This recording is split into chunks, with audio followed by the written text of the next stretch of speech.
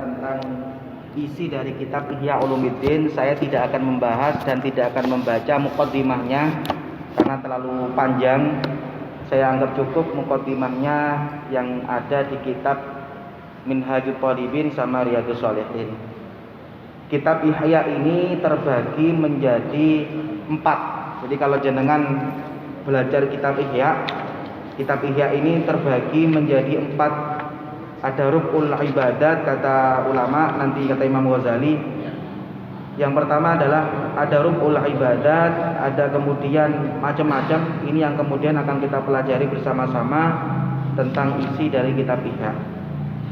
Para jemaah yang saya muliakan, dulu sudah saya jelaskan detail tentang keutamaan kitab Ihya dan termasuk juga tentang tuduhan-tuduhan yang selama ini dituduhkan terhadap kitab Ihya. Karena ada beberapa kalangan yang saat ini kemudian menganggap Imam Ghazali itu adalah ahli bid'ah, kemudian menuduh kitab Ihya itu berisi dengan kitab-kitab yang isinya adalah sesuatu yang tidak benar. Itu yang kemudian sudah saya jelaskan di pertemuan lama tentang biografi Imam Ghazali. Cuma ini sedikit saya nukil sebelum saya mulai. Ada satu kisah yang diriwayatkan oleh Fakhruddin Abu Bakar Asy-Syafi'i. Di zaman Abu Bakar Asy-Syafi'i, Syekh Fakhruddin Abu Bakar Asy-Syafi'i, ada orang yang sukanya itu mencela dan menggibah Imam Ghazali. Di daerah Mesir. Di daerah Mesir itu ada orang yang kemudian menggibah bahkan mencela Imam Al-Ghazali di tempat-tempat umum, di tempat-tempat kajian. Maka orang ini kemudian bermimpi bertemu dengan Rasulullah SAW. Dalam mimpi itu Rasulullah SAW didampingi oleh Abu Bakar dan Umar, dan di hadapan Rasulullah SAW duduk Imam Ghazali. Maka Imam Ghazali ini dalam mimpi tersebut beliau mengatakan, "Ya Rasulullah, hadza yatakallamu fiyya." Rasulullah, orang ini suka mencaci saya, suka mencela saya, suka menggibah saya ketika pengajian. Sering sekali kemudian ketika pengajian saya dijelek-jelekan. Itu kata Imam Ghazali di mimpi orang tersebut. Maka dalam mimpi tersebut, fa idzan an-nabiyyu qala hatu asyad. Di mimpi tersebut Rasulullah SAW kemudian memerintahkan Abu Bakar dan Umar. Beliau mengatakan hatu asyad, ambilkan cambuk itu. Maka Rasulullah SAW mencambuk orang yang tadi mencela, menggibah Imam Ghazali. Nah, setelah dicambuk itu orangnya langsung bangun, kaget. Setelah bangun, dicek punggungnya itu ada bekas cambukan. Maka semenjak itu orang tersebut kemudian menangis dan tidak pernah mencela lagi Imam Ghazali. Bahkan orang tersebut kemudian menceritakan kebaikan-kebaikan Imam Ghazali. Itu yang ada terkait tentang Imam Ghazali. Sekarang soalnya sudah banyak orang yang kemudian meremehkan Imam Ghazali padahal ilmunya tidak seujung kuku Imam Ghazali. Para jamaah yang saya muliakan, saya tidak akan membahas lebih panjang terutama muqaddimahnya. Saya ingin membahas tentang Kitabul Ilmi wa fihi sab'atu abwab. Kata Imam Ghazali, kitab Ihya ini dimulai dengan kitab menjelaskan tentang ilmu, baik keutamaan ilmu, keutamaan mengajar, keutamaan belajar, dan bahkan kemudian nanti Imam Ghazali akan menjelaskan ilmu itu nanti ada ilmu akhirat, ada ilmu dunia, bahkan ada ilmu itu yang wajib dan lain sebagainya. Ini nanti yang akan dibahas oleh Imam Ghazali satu persatu. Al-babu tsani fi fardil ain wa fardil kifayah min al-ulum wa bayani haddil fiqh wal kalam bin ilmi din wa bayani ilmi al-akhirah wa ilmi dunya. Yang ketiga kata Imam Ghazali, fima ta'udduhul 'ammah min ulumid din wa laisa minha. Imam Ghazali di bab ketiga nanti akan menjelaskan ilmu-ilmu yang oleh kalangan awam dianggap ilmu agama padahal bukan termasuk ilmu agama.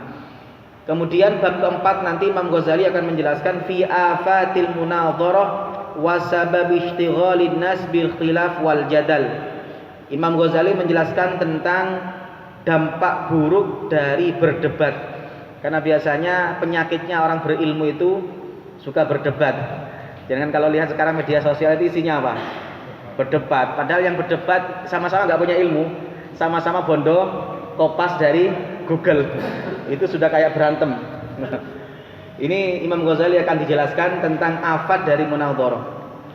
Babul khamis fi adabil muallim wal muta'allim. Bab kelima nanti Imam Ghazali akan menjelaskan tentang tata krama guru dan tata krama orang yang menuntut ilmu.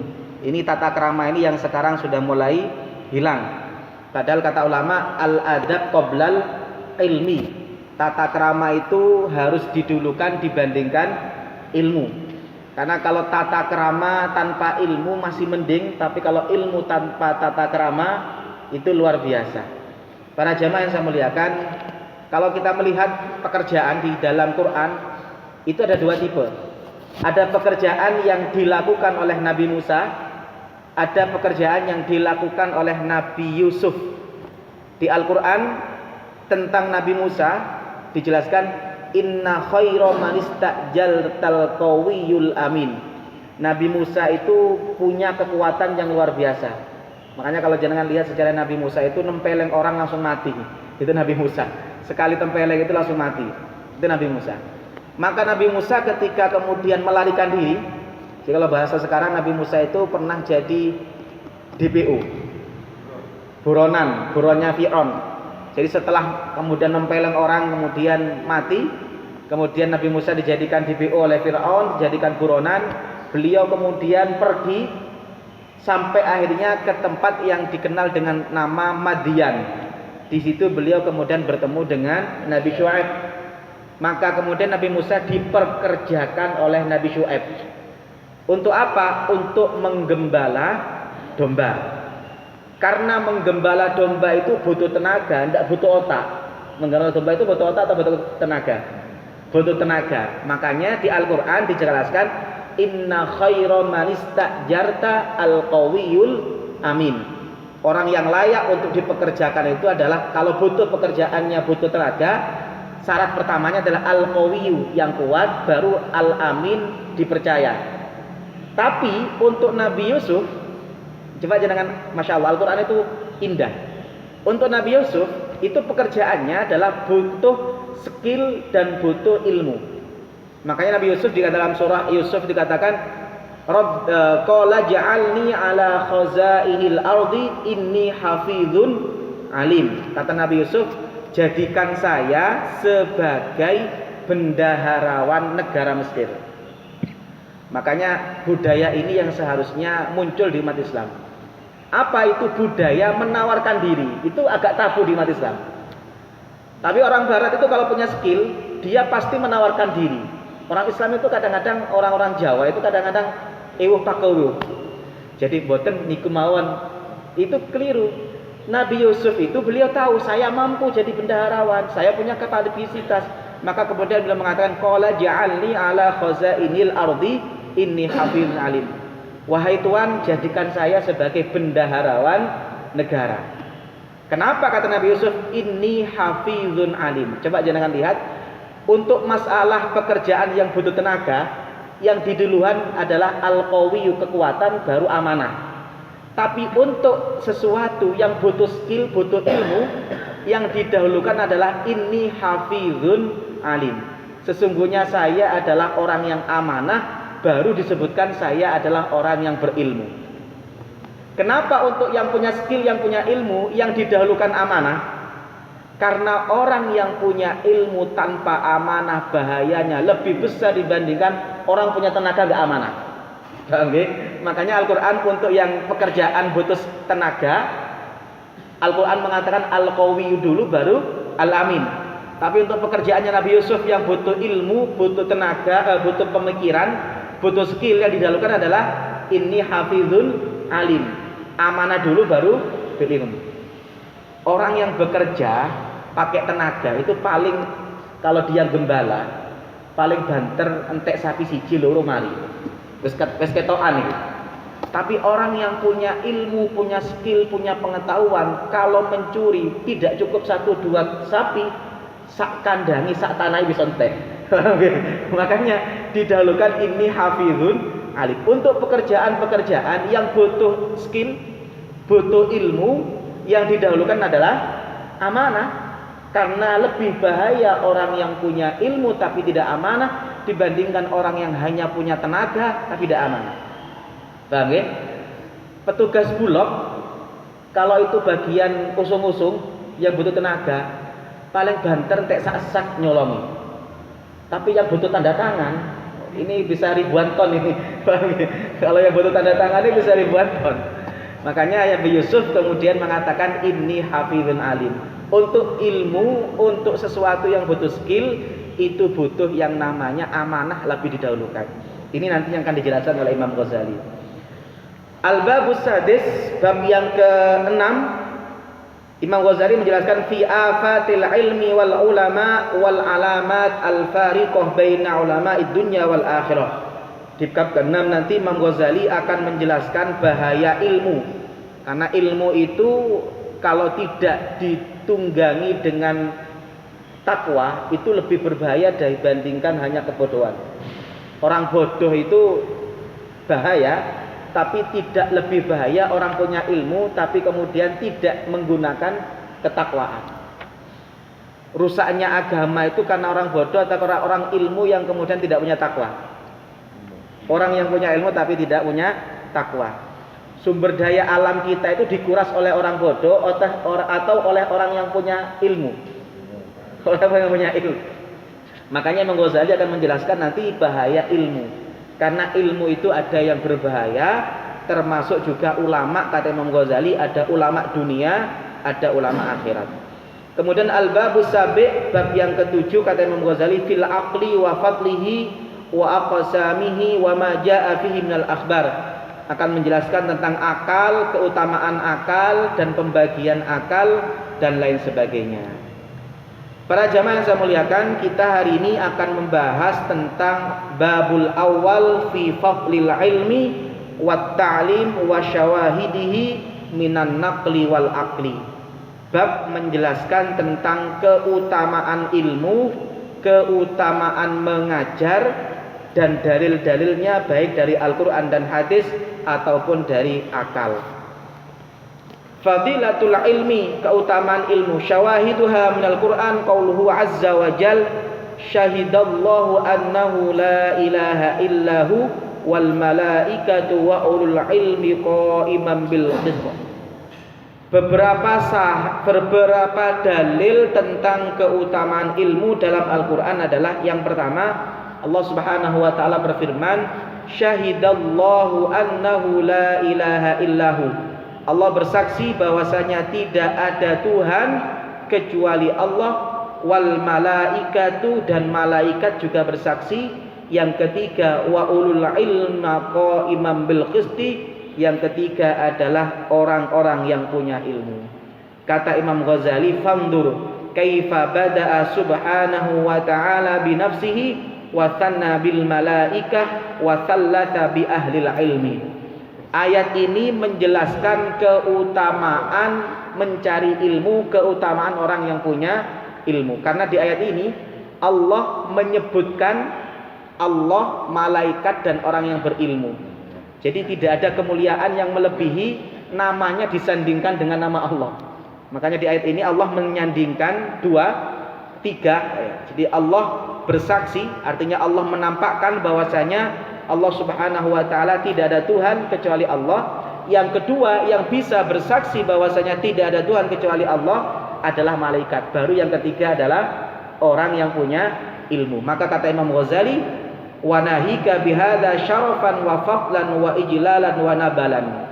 Cukup ayat ini untuk menjadi dalil keutamaan orang yang punya ilmu. Karena orang yang punya ilmu oleh Allah disebutkan nomor 3 setelah Allah dan setelah malaikat.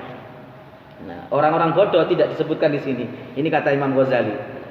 Wa qala Allah Ta'ala yarfa'illahu alladhina amanu minkum walladzina utul ilma darajat. Allah Subhanahu wa taala berfirman, yarfa'illahu alladhina amanu minkum. Allah mengangkat orang-orang yang beriman dan orang-orang yang diberikan ilmu beberapa derajat. Para jamaah yang saya muliakan, dalam beberapa ayat Allah Subhanahu wa taala menyebutkan derajat-derajat orang yang beriman. Jenengan punya iman itu sudah menjadi nikmat terbesar. Masya Allah, gitu. Kadang-kadang kita itu lupa nikmat terbesar itu bukan hanya harta, tapi nikmat iman. Nikmat iman itu kenapa menjadi nikmat terbesar? Karena hidup itu intinya di akhirat. Yang paling menentukan di akhirat adalah iman. Kalau kita punya iman, masih ada harapan masuk surga. Jenengan punya iman, sebesar apapun dosa jenengan, masih ada harapan masuk surga. Seberapa besar pun kebaikan jenengan di dunia, tapi gak punya iman, bisa masuk surga enggak? Tidak bisa. Makanya di ayat hal ataka hadithul ghasyiyah wujuhu yawma idzin khasyi'ah amilatun nasibah. Kata Al-Qur'an, ini ayat yang menjadikan Umar bin Khattab itu nangis. Jadi Umar bin Khattab itu ketika beliau menaklukkan Palestina, kemudian beliau melewati beberapa di Palestina kan dulu banyak gereja-gereja yang kemudian banyak pendeta-pendeta yang seumur hidupnya beribadah di gereja tersebut. Umar bin Khattab kemudian ketika melewati gereja-gereja itu, melihat orang-orang tua yang renta, orang-orang tua yang kemudian lusuh karena kemudian beribadah di gereja, beliau menangis. Kenapa menangis? Ingat ayat tersebut. Hal ataka hadithul ghasyiyah wujuhu yawma idzin khasyi'ah amilatun nasibah. Ayat tersebut mengatakan, apakah tidak datang kepada kalian tentang hari kiamat? Pada hari kiamat banyak wajah-wajah yang ketakutan. Siapa wajah-wajah yang ketakutan? Di antaranya adalah amilatun nasibah. Orang yang sudah berbuat baik, capek-capek berbuat baik, tapi tasla naron hamiyah, dia ujung-ujungnya masuk neraka. Orang mungkin kalau di dunia menikmati kenikmatannya, mungkin masuk neraka itu ya tidak terlalu ya rugi, tapi tidak terlalu rugi. Artinya sudah menikmati di dunia. Orang yang kemudian dengan kekayaannya wis berfoya-foya, tidak ingat Allah, kemudian masuk neraka kan masih ada mendingnya gitu. Umar bin Khattab itu ketika melihat orang-orang yang kemudian beribadah di gereja sampai tua renta, semua hidupnya dikorbankan untuk itu, tapi ujung-ujungnya masuk neraka, itu kata Umar, amilatun nasibah. Orang yang capek-capek beramal, berbuat baik di dunia, tapi tasla naron hamiyah, berujung dengan masuk neraka gara-gara tidak punya iman. Maka jenengan ini Masya Allah sangat luar biasa. Kita oleh Allah dikasih nikmat iman itu luar biasa. Nikmat iman itu adalah nikmat Allah, karena tidak semua orang dikasih. Banyak orang yang lebih cerdas dibandingkan kita, tapi tidak dikasih nikmat iman. Jenengan dengan profesor-profesor di Jepang itu lebih cerdas mana? Cerdas mereka. Jenengan kan enggak begitu cerdas kayak kita, enggak betul cerdas kan. Kokon mikir aja wis repot. Tapi Masya Allah, banyak orang-orang yang kemudian kata Habib Taufik As-Segaf, orang-orang yang mungkin gelarnya profesor, tidak dikasih iman, dia tidak menemukan Tuhan yang sebenarnya. Menyembah hal-hal yang kemudian secara logika dasar saja tidak layak disembah. Menyembah matahari, menyembah berhala yang secara logika saja tidak memberikan manfaat, tapi oleh mereka disembah. Tapi kita dalam sekuler, betul.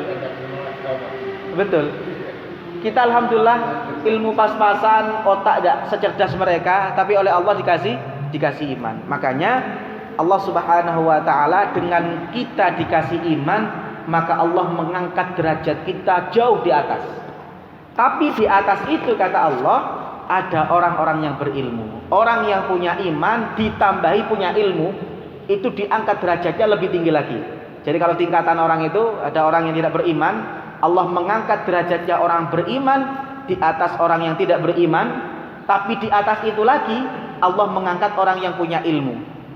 Kata Ibnu Abbas mengatakan, lil ulama darajatun. Ulama itu punya tingkatan-tingkatan yang jauh fauqal mukminin, di atas orang yang hanya iman tapi tidak punya ilmu. Berapa selisihnya? Kata Ibnu Abbas, bisab imi'ati darajah. Selisih derajatnya orang yang punya iman tidak punya ilmu dengan orang yang punya iman dan berilmu, selisihnya 700 tingkatan. Bukan satu tingkatan tapi 700 tingkatan.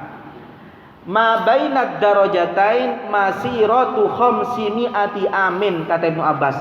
Derajat satu ke derajat lainnya itu perjalanan 500 tahun. Jadi jauh. Jadi orang yang punya ilmu dengan orang yang tidak punya ilmu selisihnya 700. Satu tingkatan itu jaraknya butuh 500 tahun. Berarti kalau kali 700 berapa? 500 kali 7, 5 kali 7 bener? 35. Berarti selisihnya 3.500 tingkatan.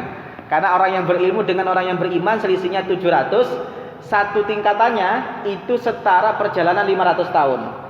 Berarti orang yang punya ilmu dengan tidak punya ilmu itu tingkatannya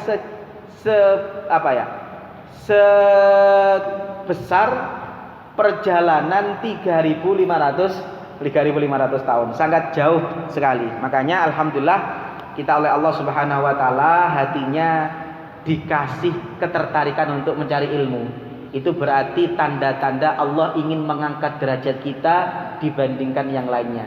Jadi jenengan yang suka ngaji, suka mencari ilmu, itu tanda-tanda Allah ingin mengangkat derajat Anda dari hanya orang beriman menjadi orang beriman dan berilmu. Maka ini yang harus kita syukuri.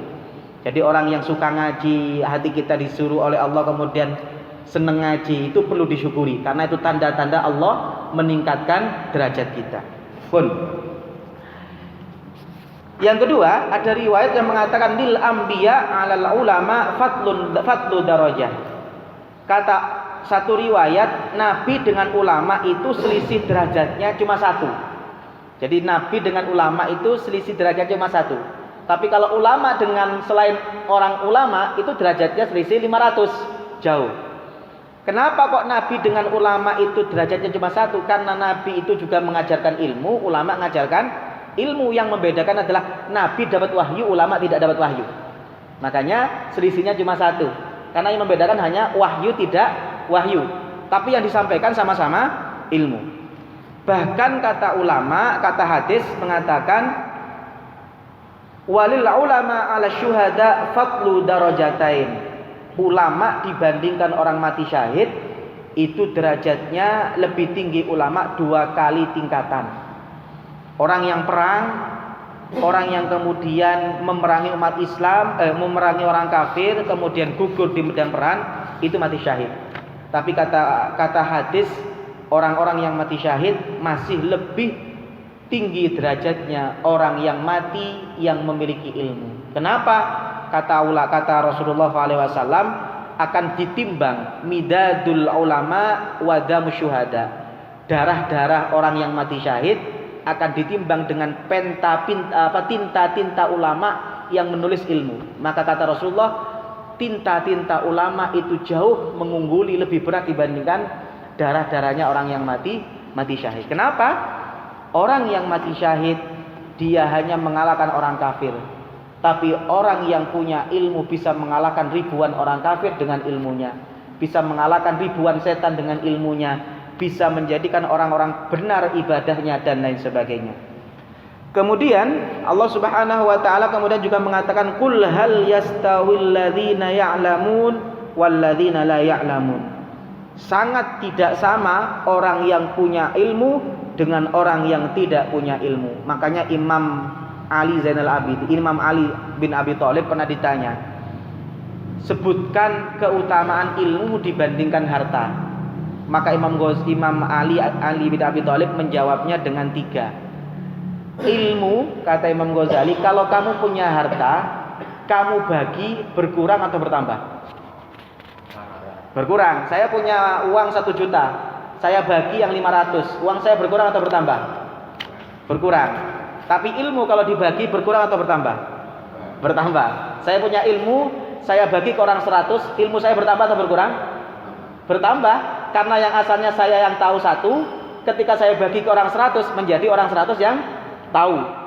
Saya kemudian dari 100 diajarkan ke orang 100, maka ilmu semakin dibagi semakin bertambah. Tapi harta semakin dibagi semakin berkurang. Ini kata Imam Ali bin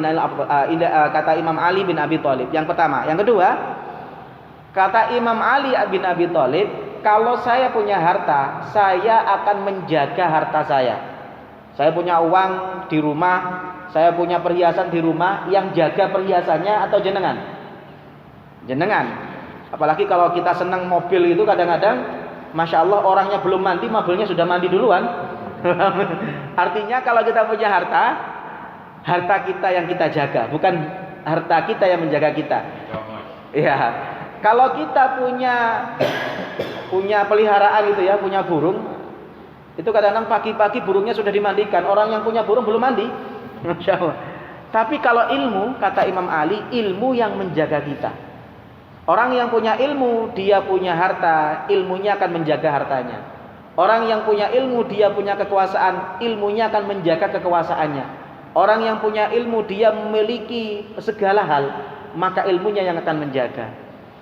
Yang ketiga, kata Imam Ghazali, kata Imam Ali bin Abi Thalib, yang namanya harta itu kalau umpama kita memiliki harta itu kemudian tidak baik, maka akan menjadi musuh kita. Tapi ilmu kita akan menjadi penolong kita. Itu kata Imam Ali bin Abi Thalib. Kemudian Allah Subhanahu wa taala di ayat yang lain mengatakan innama yakhsyallaha min ibadihil ulama. Sesungguhnya orang-orang yang takut kepada Allah Subhanahu wa taala hanyalah para orang-orang yang alim atau ulama. Para jamaah yang saya muliakan, orang itu takut kalau tahu. Saya kalau tidak tahu presiden, saya takut enggak? Enggak takut. Tapi kalau saya takut tahu presiden itu punya tentara, presiden itu kemudian punya segalanya. Kalau saya salah bisa langsung dipenjarakan. Saya takut enggak? Takut. Maka kata ulama, orang yang takut ke Allah itu adalah orang yang tahu Allah seperti apa. Orang yang enggak tahu Allah, ya biasa-biasa saja. Makanya sering saya katakan begini. Orang maksiat kalau tidak tahu Allah dianggap biasa, tapi orang yang ngerti Allah, maksiat itu besar. Saya kasih tahu jenengan, orang yang tahu presiden itu berkuasa, kalau meludah di depan presiden itu masalah atau enggak? Masalah. Padahal cuma meludah. Jenengan meludah di depan teman itu mungkin biasa, paling banter dilokno. Tapi kalau jenengan meludahnya di depan presiden, itu urusannya beda. Urusannya bisa masuk penjara, bisa masuk yang lain-lain. Apa yang membedakan? Yang membedakan adalah saya meludah di depan siapa. Maka orang yang kemudian tahu bedanya meludah di depan siapa, pasti perilakunya beda. Maka sama dengan orang yang ngerti Allah. Orang yang ngerti Allah itu tidak akan takut, tidak akan berani untuk bermaksiat. Kenapa? Orang yang tahu Allah, dia akan tahu Allah itu siapa. Maka mau maksiat itu takut meskipun kecil. Kalau kita kan enggak. Kok enggak apa-apa kok wudu istilah. Itulah kalau kata Imam Abdullah bin Haddad, termasuk tanda orang bodoh adalah orang yang ngerti Allah itu rahmatnya lebih luas dibandingkan langit dan seisinya, tapi berani untuk bermaksiat. Biasanya orang-orang tipe ini adalah orang yang ngertinya itu Allah itu kan maha pengampun. Ini kan banyak. Jangan diantara ya sama saya kadang-kadang gitu kan. Allah itu kan kata Rasul maha pengampun. Dosa sebesar apapun pasti diampuni. Akhirnya gara-gara ini kemudian maksiat dianggap biasa. Tidak apa-apa wong Allah maha pengampun. Tidak apa-apa wong kok wudu wis hilang. Kata Ustadz itu kalau wudu maka dosa-dosa kita akan luntur ikut dengan air wudu. Berarti kalau saya maksiat nanti tidak masalah. Nanti kan dicuci pakai wudu. Itu orang yang kemudian tidak mengerti Allah. Orang yang mengerti Allah, dia tidak melihat dosanya, tapi dia melihat siapa yang saya berdosa kepada dia. Sama dengan orang meludah, bukan masalah meludahnya, tapi di depan siapa saya meludah. Makanya kata Allah, yang punya rasa takut itu hanya orang yang punya ilmu. Orang yang ngerti Allah, orang yang ngerti sifatnya Allah, dia pasti punya rasa takut. Makanya kata ulama, orang yang punya ilmu itu orang yang punya rasa takut. Orang yang punya ilmu selangit tapi tidak punya rasa takut kepada Allah, maka tidak dianggap ulama. Inilah yang menjadi kritik kepada kita. Tapi ingat nggih, saya nyampaikan ini bukan untuk jenengan dipakai untuk orang lain, tapi dipakai untuk kita. Karena banyak setelah pengajian itu hasil pengajian digunakan untuk nilai orang, itu yang bagus. Paham ya? Nanti setelah itu kata Ustadz tadi ada keterangan ulama yang tidak takut kepada Allah berarti tidak dianggap ulama. Dibuat nilai ulama, itu keliru. Untuk nilai kita sendiri. Kata para tafsir, ahli tafsir mengatakan kunci ilmu itu takut. Orang yang punya ilmu sedikit tapi takutnya kepada Allah besar, itulah orang yang alim. Orang yang ilmunya selangit tidak memiliki rasa takut sama sekali kepada Allah Subhanahu wa taala, maka kata para ahli tafsir tidak dikatakan ulama. Makanya ada salah seorang ulama kemudian ditanya, "Engkau ini alim atau enggak?" Beliau enggak jawab. Jadi ada orang ya, beliau hafal hadis, hafal Quran, hafal ribuan kitab, ditanya oleh jamaahnya, "Jenengan ulama atau bukan?" Beliau enggak jawab. Kenapa kata beliau? Saya takut dosa. Loh kok bisa? Kalau saya jawab tidak, bukan ulama, wong saya hafal Quran, hadis, hafal kitab. Kalau saya jawab saya ulama, saya takut, terasa takut saya kepada Allah ini tidak sebanding dengan ilmu saya. Makanya saya diam. Dalam? Bukan menyembunyikan. Saking tawaduknya beliau tidak menyembunyikan karena beliau juga ngajar. Kalau ada ilmu beliau sampaikan. Tapi ketika beliau ditanya, apakah engkau ulama? Beliau itu mau menjawab, itu takut. Alasannya apa kata beliau? Satu, kalau saya mengatakan bukan orang alim, takut dikatakan dusta, takut dikatakan menyembunyikan. Karena buktinya saya juga hafal Quran, hafal hadis, kata beliau. Tapi kalau saya menjawab benar saya ulama, saya takut dosa juga. Kenapa? Saya takut rasa takwa dan takut saya kepada Allah tidak sebanding dengan ilmu saya. Ada ulama yang seperti itu. Paham gitu? Ini yang kemudian, tapi ingat nggih, jangan dipakai untuk menilai orang lain. Saya takut nanti ada ulama yang kemudian pro pemerintah dinilai ulama su. Padahal ulama yang pro pemerintah tidak semuanya tujuannya mencari kedudukan. Dan kita tidak tahu tujuan, karena tujuan itu di dalam hati manusia.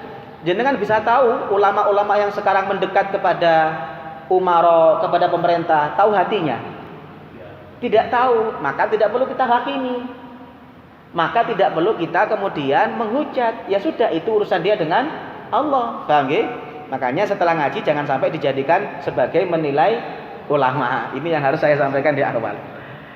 Kemudian ada lagi ayat Allah Subhanahu wa taala berfirman, "Qul kafa billahi syahidan baini wa bainakum wa man 'indahu ilmul kitab." Cukup sebagai saksi antara aku dan kamu, Allah dan orang yang punya ilmu. Makanya ini luar biasa, ulama disejajarkan namanya dengan Allah sebagai saksi. Sama dengan orang tua. Kalau jangan lihat orang tua itu di dalam Al-Qur'an, wa qadara rabbuka alla ta'budu illa iyyah wa bil walidaini ihsana. Kenapa berbakti kepada orang tua itu sangat wajib? Karena di Al-Qur'an Allah mensejajarkan menyembah dengan Allah dengan berbakti kepada orang tua. Makanya sama dengan ini, Allah mensejajarkan sebagai saksi Allah kemudian ulama. Maka kata ulama, tidak ada kemuliaan melebihi namanya disejajarkan sebagai saksi bersama Allah Subhanahu wa taala. Kemudian ada lagi ayat tentang cerita Nabi Sulaiman. Allah Subhanahu wa taala berfirman, "Qala allazi 'indahu ilmun minal kitab ana atika bih." Ini cerita tentang Nabi Sulaiman. Nabi Sulaiman dengan Bilqis. Tapi jangan disalahkan, ada buku sekarang yang menulis tentang bahwasanya Sabah itu bukan di Yaman tapi di Wonosobo. Kerajaan Nabi Sulaiman itu bukan di Sabah tapi di Borobudur. Ya, Nabi Sulaiman itu adalah Sulaiman dan lain sebagainya. Seakan Imam Nabi Sulaiman, masuk turunan wong Sulaiman. Kalau turunan Palestina kan masih mending mancung-mancung, dukur-dukur. Itu yang kemudian sangat-sangat luar biasa. Pun ini cerita tentang Nabi Sulaiman. Nabi Sulaiman dengan Ratu Balqis. Ratu Balqis itu kemudian ringkas cerita, kan Ratu Balqis itu ngirim hadiah yang banyak. Maka Nabi Sulaiman kemudian mengajak dia masuk Islam tapi Ratu Balqis ingin damai, ngajak, kemudian mengirimkan hadiah yang sangat banyak. Sabah itu kalau jenengan lihat di Al-Quran, Sabah itu Masya Allah saking makmurnya, kalau orang perjalanan jauh itu tidak butuh bekal. Karena kalau kata ahli tafsir, andaikan ada orang itu manggul keranjang, lewat jalan saja keranjangnya pasti penuh dengan buah-buahan. Karena begitu rindangnya tanam-tanaman, itu yang namanya buah-buahan itu bisa dipetik sendiri, tidak usah naik. Maka kata ulama, andaikan ada orang yang kemudian jalan-jalan gitu, cuma bawa keranjang, keranjangnya kalau dipanggul gitu saja, itu nanti sudah penuh sendiri. Karena yang namanya buah itu sangat mudah untuk dipetik. Jualannya surga. Itu sahabat. Nah, Ratu Balqis itu ngirim hadiah banyak kepada Nabi Sulaiman. Nabi Sulaiman ingin menunjukkan bahwasanya Allah memberikan saya itu lebih banyak dibandingkan yang diberikan kepada Ratu Balqis. Makanya ada istilah sombong kepada orang sombong itu sedekah. At-takabbur 'alal mutakabbir sedekah. Ada orang sombong dengan kekayaannya, jangan lebih kaya. Disombongi itu sedekah supaya dia sadar. Paham ya? Ratu Balqis itu menunjukkan, ini loh saya punya kekayaan yang luar biasa. Oleh Nabi Sulaiman ditunjukkan saya juga punya lebih besar. Maka Nabi Sulaiman kemudian mengirim bala tentara, Ratu Balqis kemudian datang ke Nabi Sulaiman untuk menjadikan Ratu Balqis itu terkesima. Maka singgasananya yang ada di Sabah itu dipindah ke tempatnya Nabi Sulaiman. Lah ketika memindah itu ada yang nawarkan. Yang pertama adalah jin Ifrit. Kata jin Ifrit, saya akan memindahkan singgasana Ratu Balqis sebelum Anda berdiri dari tempat duduk. Jadi Nabi Sulaiman itu duduk, sebelum jenengan berdiri, istana yang namanya singgasana Ratu Balqis akan sudah pindah. Tapi ada yang lebih hebat. Siapa itu? Namanya Asif. Asif itu salah satu ulama yang kemudian mendampingi Nabi Sulaiman. Makanya jangan alergi dengan ulama yang mendampingi pemerintah. Nabi Sulaiman itu nabi dan raja, tapi beliau punya pendamping-pendamping yang di Al-Quran dikatakan alladzi indahu ilmun minal kitab, orang yang punya ilmu. Salah satu ulama Nabi Sulaiman namanya Asif. Kata Asif, Nabi Sulaiman, singgasana Balqis akan saya pindah sebelum Anda berkedip sudah pindah. Jadi kalau tadi jin Ifrit sebelum berdiri langsung pindah, ini orang yang punya ilmu kemudian mengatakan sebelum Anda berkedip langsung pindah. Itu namanya Asif. Makanya Allah Subhanahu wa taala memujinya dengan istilah alladzi indahu ilmum minal kitab, orang yang punya ilmu. Jadi orang yang punya ilmu itu kalau sakti melebihi saktinya jin. Paham ya? Ifrit itu sakti tapi masih dikalahkan dengan Asif yang punya ilmu. Makanya ulama itu luar biasa. Ilmu itu nempel kemanapun pasti bagus. Orang yang punya kesaktian kalau punya ilmu bagus. Orang yang punya jadinya karomah, bukan sihir. Paham ya? Jadi orang yang punya ilmu tapi dia punya sesuatu yang di luar akal itu namanya karomah. Tapi kalau orang yang nggak punya ilmu, punya keanehan itu lebih kepada sihir. Orang yang punya ilmu nempel ke agama bagus, nempel ke harta bagus, nempel kemanapun bagus. Pun. Kemudian di ayat yang lain Allah Subhanahu wa taala mengatakan wa qala alladzina utul ilma wa ilakum thawabullah khairul liman amana wa amila sholihah. Ini cerita tentang Qarun. Qarun itu para jamaah saking kayanya sampai kuncinya saja, bukan gudangnya. Kuncinya saja itu dibawa orang 70 tidak kuat. Kuncinya saja. Tapi kalau sekarang nggak butuh kunci. Sekarang online semua. Ini dulu. Jadi kan kalau jenengan tahu gudang-gudang kan kuncinya besar-besar. Jadi Qarun itu punya gudang-gudang yang isinya emas. Saking banyaknya gudangnya, kuncinya saja itu dibawa orang 70 itu tidak kuat. Itu saking kayanya Qarun. Makanya sekarang ada istilah harta karun. Itu kan asalnya dari harta Qarun. Saking banyaknya hartanya Qarun sampai sekarang itu masih dicari. Nih, itu namanya Qarun. Nah, Qarun itu kalau keluar rumah itu selalu berpenampilan luar biasa. Pengawalnya banyak, iring-iringannya banyak, ditanggung, kemudian pakai pakaian yang luar biasa, kekayaannya ditampakkan semua. Maka banyak orang yang kemudian terkagum-kagum. Bahkan banyak orang yang mengatakan, semoga saya mendapatkan apa yang seperti yang diberikan kepada Qarun.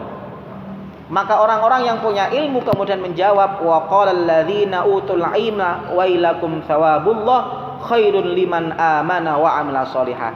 Celaka kalian yang hanya ingin seperti Qarun karena kekayaannya, padahal Allah Subhanahu wa taala menyediakan pahala yang lebih baik dibandingkan itu bagi orang yang beriman dan beramal soleh. Artinya kata ulama, bayyana anna 'azama qadaril akhirah yu'lamu bil ilmi.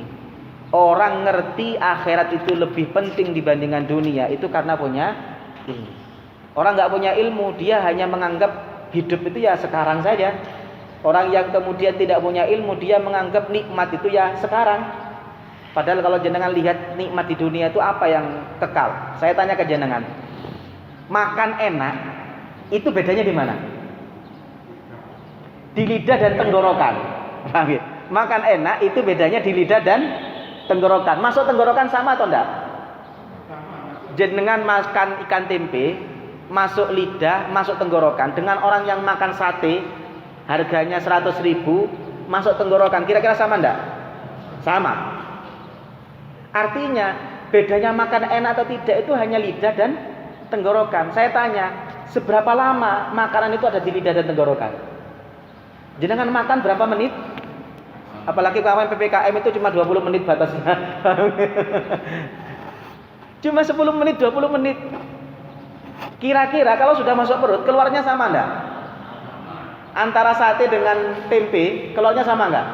Sama, enggak mungkin jenengan beda baunya. Apakah kemudian baunya yang harganya 1 juta itu lebih harum dibandingkan yang harganya cuma 1.000? Sama. Lah, ini bisa diketahui hanya dengan ilmu. Makanya saya sering mengatakan, jenengan makan di restoran habis 5 juta. Kira-kira kalau keluar, eman-eman apa enggak? Enggak mungkin. Oh, iki 5 juta tak laminating aja. Enggak mungkin kan? Karena kalau keluar itu sama. Yang membedakan hanya lidah dan tenggorokan. Maka orang yang kemudian dia oleh Allah dikasih nikmat, dia hanya bersyukur, tidak kemudian bersombong. Orang yang kemudian dikasih musibah, dia hanya bersabar, tidak mungkin ngersulo. Kenapa? Apa yang membedakan ilmunya?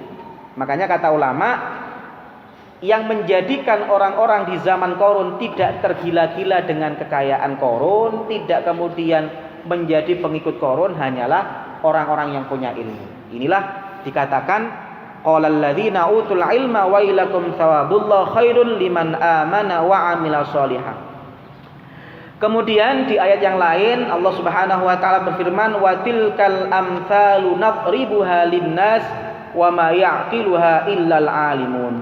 Al-Qur'an itu isinya adalah amsal. Amsal itu adalah contoh-contoh, perilaku-perilaku, kemudian beberapa nasihat-nasihat yang tidak bisa dicerna hanya oleh orang-orang yang berilmu. Makanya jangan salah kalau jenengan sekarang ngapunten ada istilah kembali ke Al-Quran dan Sunnah. Itu menurut saya kurang tepat. Yang benar kembali ke Al-Quran dan Sunnah sesuai pemahaman ulama. Paham ya? Karena di Al-Quran dikatakan wa ma yaqiluha illal alimun. Tidak ada yang bisa mengerti isinya dengan baik kecuali orang-orang yang berilmu. Slogan-slogan kembali ke Al-Quran dan Sunnah itu bahaya kalau tidak dibarengi ngaji kepada ulama. Paham ya? Saya tanya ke jenengan, orang-orang yang jadi ngapunten yang sering saya sampaikan, yang jadi radikal, yang jadi teroris, itu kebanyakan adalah hanya baca Quran. Coba jenengan tanya teroris itu, ayat yang paling dihafal adalah wa man lam yahkum bima anzalallah faulaika humul kafirun. Orang-orang yang tidak berhukum dengan hukum Allah, maka mereka adalah orang kafir. Jenengan hidup di Indonesia, hukumnya pakai hukum apa? KUHP berarti kafir. Hakim-hakim yang menghakimi bukan dengan Quran berarti kafir. Polisi yang menangkap dengan pasal bukan dengan ayat berarti kafir. Makanya mereka kemudian kalau perang itu bukan di Palestina, bukan melawan orang Israel, tapi perangnya di masjid. Wong kadang-kadang bom bunuh dirinya di masjid. Bom bunuh dirinya kemudian di pangkal-pangkal keamanan. Bom bunuh dirinya kemudian di pos-pos keamanan, pos-pos polisi. Kenapa? Karena mereka ayat yang dihafalkan cuma satu. Wa man lam yahkum bima anzalallahu faulaika humul kafirun. Orang yang tidak berhukum dengan hukum Allah, maka dia orang kafir. Kalau kafir, maka halal darahnya. Ini kemudian yang menjadikan orang-orang itu salah memahami. Makanya Rasulullah mengatakan, yang paling aku takutkan bukan orang bodoh. Yang paling aku takutkan, kata Rasulullah SAW, orang yang oleh Allah dikasih Quran. Bahasanya dikasih Quran. Coba jangan lihat nanti hadisnya. Yang paling aku takutkan adalah orang yang oleh Allah dikasih Al-Quran, dia hafal Quran, tapi kemudian tidak memahaminya dengan benar, sehingga dia kemudian mudah mengatakan tetangganya kafir, temannya kafir. Itu yang paling ditakutkan oleh Rasulullah SAW. Makanya saya pernah cerita ke jenengan Abdullah bin Muljam yang menusuk Sayyidina Ali ketika beliau sholat, itu bukan orang bodoh tapi orang yang hafal Al-Quran. Jadi Abdullah bin Muljam, orang Khawarij yang kemudian menusuk Sayyidina Ali sampai beliau wafat, itu bukan orang bodoh, itu orang yang hafal Quran. Jangan bisa cek biografinya. Bahkan kata Imam Az-Zahabi, begitu hebatnya hafalan Qur'annya Abdullah bin Muljam, di zaman Umar beliau membangunkan rumah Abdullah bin Muljam, dibangunkan di samping masjid supaya mudah mengajar Quran di masjid. Tapi kemudian karena dia tidak memahaminya dengan benar, akhirnya menganggap yang tidak sama dengan saya kafir. Maka tidak usah heran kalau sekarang ada ulama dibom gara-gara dianggap kafir. Karena Ali bin Abi Thalib itu kurang apa? Menantunya Rasulullah.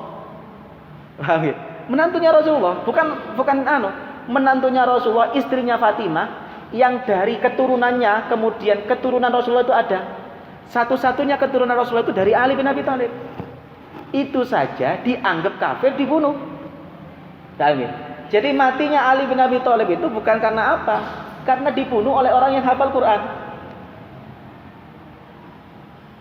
Maka jangan nggak usah khawatir. Masya Allah, saya kadang-kadang agak susah ya, agak ini. Ya kayak dulu ada ulama yang saya kagumi, itu adalah Syekh Muhammad Ramadan Al-Buti, Suriah. Syekh Muhammad Ramadan Al-Buti itu beliau termasuk ulama yang ingin mendamaikan Suriah. Al-Buti, jangan mungkin pernah dengar, Al-Buti itu ulama yang kemudian ingin mendamaikan Suriah, karena beliau yang tahu Suriah ya beliau. Cara beliau adalah dengan mendekati Bashar Assad, dengan mendekati pemimpin yang ada di situ. Kenapa? Beliau kemudian berpikir, darah yang ditumpahkan dengan adanya pertikaian ini tidak akan selesai. Maka kemudian beliau memilih jalur, beliau mendekati penguasa. Tapi ada orang-orang yang kemudian mengatakan ini adalah ulama tauhid, macam-macam. Maka Ramadan Al-Buti wafatnya kapan? Waktu pengajian. Waktu ngaji tafsir, beliau punya kajian tafsir, cucunya di sampingnya, kemudian terjadilah bom bunuh diri. Insya Allah. Kenapa? Karena orang yang hafal Quran tapi tidak mengerti kemudian isi Quran dengan baik. Makanya kalau saya anjurkan jenengan kalau punya anak, jangan hanya disuruh hafal Quran, tapi lebih dibandingkan itu harus ngerti ilmu, harus bisa baca kitab, harus ngerti yang lain, harus ngerti tafsir. Tidak cukup baca Quran, karena lebih bahaya. Paham? Insyaallah. Ini yang kemudian dikatakan wa ma yaqiluha illal alimun. Kemudian waqala ta'ala, makanya sekarang itu banyak orang-orang yang hafal Quran tapi menggunakan ayat-ayat untuk orang kafir, digunakan untuk untuk orang mukmin. Paham ya? Jadi ayat-ayat tentang orang kafir itu dipakai untuk temannya yang beda manhaj. Ayat-ayat yang tentang orang kafir digunakan untuk temannya yang beda ustadz. Ayat-ayat tentang orang kafir diberikan kepada teman-temannya yang dianggap beda aliran. Ini kenapa? Karena dia hafal Quran, tahu arti Quran, tapi tidak mengerti yang dalam dari Al-Qur'an itu apa. Makanya di Al-Qur'an dikatakan wa ma yaqiluha illal alimun. Maka yang benar adalah slogannya adalah kembali ke Al-Qur'an dan sunnah sesuai pemahaman ulama. Karena ulama itulah yang mewarisi para nabi. Nabi itulah yang berhak mentafsirkan, menjelaskan Al-Qur'an. Paham nggih? Yang berhak menjelaskan Al-Qur'an adalah nabi, dan nabi pewarisnya adalah ulama. Maka slogan kembali ke Al-Qur'an dan sunnah itu yang benar adalah kembali ke Al-Qur'an dan sunnah sesuai pemahaman ulama. Dalam ayat yang lain Allah Subhanahu wa taala berfirman walau radduhu ila rasul wa ila ulil amri minhum la'alimahu alladhina yastanbitunahu minhum. Kata Allah Subhanahu wa taala, andaikan masalah itu dikembalikan ke rasul dan ulama, karena ulama itulah kata Allah Subhanahu wa taala la'alimahu alladhina yastanbitunahu minhum. Ulama lah yang bisa mengistimbat, menggali isi dan hukum yang ada di Quran dan Sunnah. Kemudian dalam ayat yang lain Allah Subhanahu wa taala berfirman, "Walaqad ji'nahum bikitabin fassalnahu ala ilmin," dan seterusnya. Allah Subhanahu wa taala menjelaskan, Allah Subhanahu wa taala menurunkan Alkitab dan menjelaskannya sesuai dengan ilmu. Para jamaah yang saya muliakan, inilah ayat-ayat yang menjelaskan tentang keutamaan ulama, keutamaan ilmu, dan keutamaan orang-orang yang mencari ilmu. Dan termasuk diantaranya adalah kita yang hari ini oleh Allah hatinya ditautkan untuk selalu mencari ilmunya Allah Subhanahu wa taala.